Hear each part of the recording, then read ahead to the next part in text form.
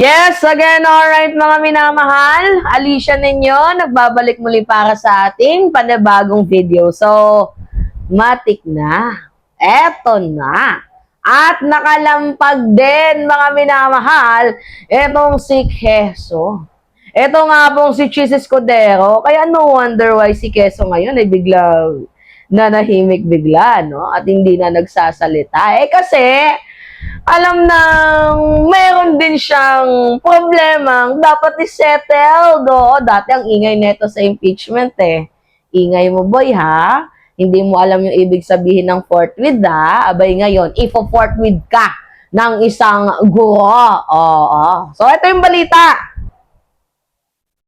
Supreme Court admits for review petition versus Comelec ruling on Chis campaign donation. Alright, mga minamahal. Ano ba yung ibig sabihin na nito? Oo. Tinanggap na po ng Supreme Court ang isa pong petisyon.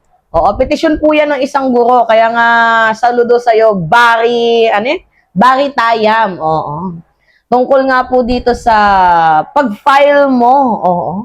Sa pagsampa mo ng isang petisyon, dito nga po sa Korte Suprema, para nga po pag-aralan.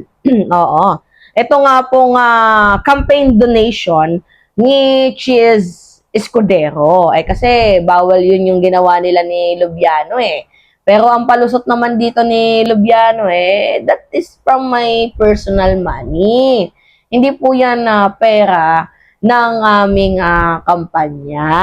So alam niyo naman si Lubiano isa pong contractor, oo. Na ang usap-usapan daw po, abay, ang nagmamay-ari naman talaga ng company na yan, di umano usap-usapan, ay itong si Chis Escudero. Kumbaga naka-under lang daw po yan, di umano kay Lubiano. Kaya si Lubiano, laging napipili sa mga bidding.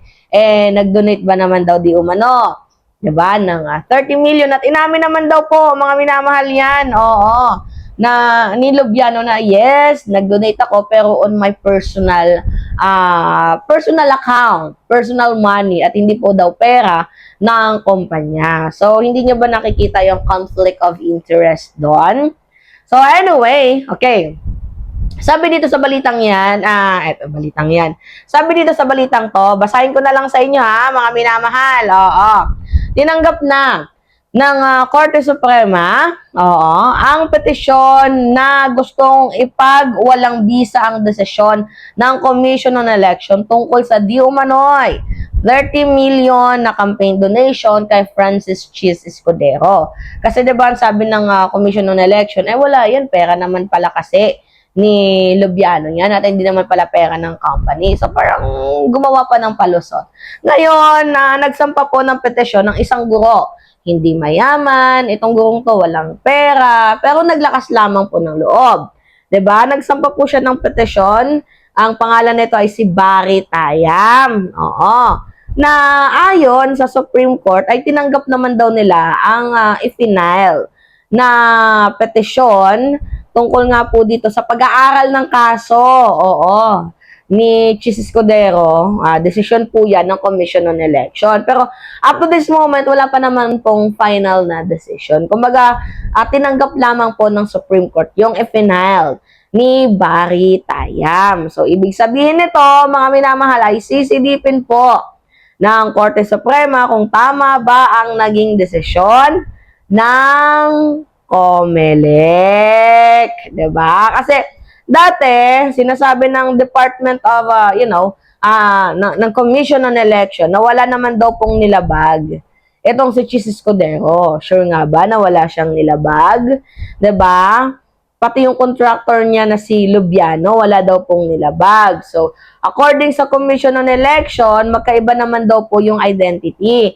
Hiwalay naman daw po yung legal na personalidad ng contractor at sa kampanya nito. Kaya wala daw po silang nakikitang mali.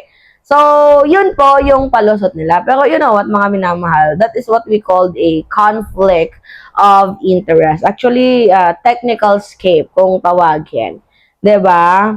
Parang palusot and iska po yung ginagawa. Tandaan natin mga minamahal na dapat talaga batas ang nasusunod. Pero bakit parang nasusunod dito ngayon ay yung diwa na lang, 'di ba, nila Chis Escudero. Ngayon, Mr.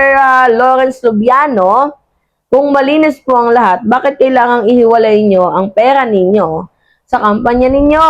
'Di ba? Bakit parang kailangan mong gawing komplikado ang isang simpleng donation?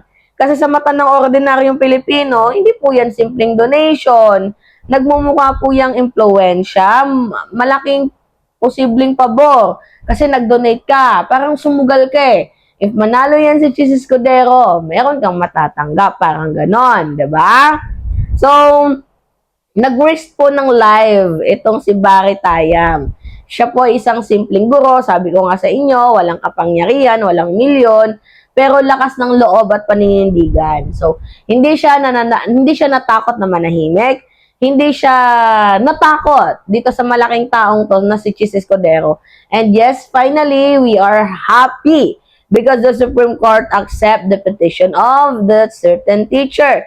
Ibig sabihin, may nakikitang dahilan pa ang Korte Suprema para nga po imbestigahan pa itong si Chis Escudero. And yes, dito natin makikita kung sino po ang tunay na may malasakit sa taong bayan.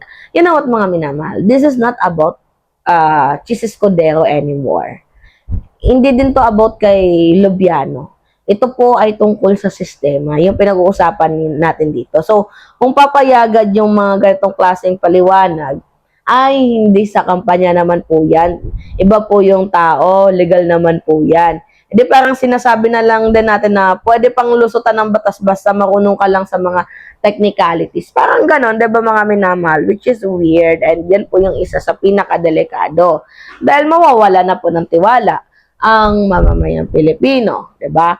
Ngayon, sabi ko nga sa inyo, wala pang final na desisyon ng Korte Suprema, pero sobrang linaw na bibigyan nila ito ng sapat na oras para reviewin.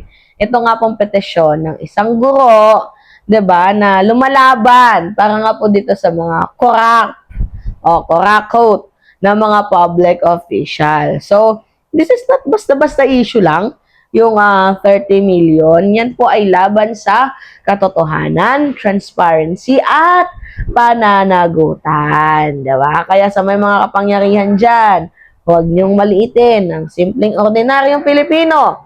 Dahil minsan, doon nagsisimula ang pagbabago. Diba, mga minamahal? Alright. Siya pa rin talaga siya eh. Kala mo, Chis, makakatakas ka? Walang takas yun, oy, boy. Hindi ka makakatakas, boy. Walang ganun, boy. Diba, boy? Diba? Kahit manahimik ka ngayon, boy, hindi mo matatakasan yung problema mo, boy. Alright. It's me again, Alicia ninyo. Nagbabalik, mga minamahal, para sa ating panibagong video. Maraming salamat at ingat, mga kababayan.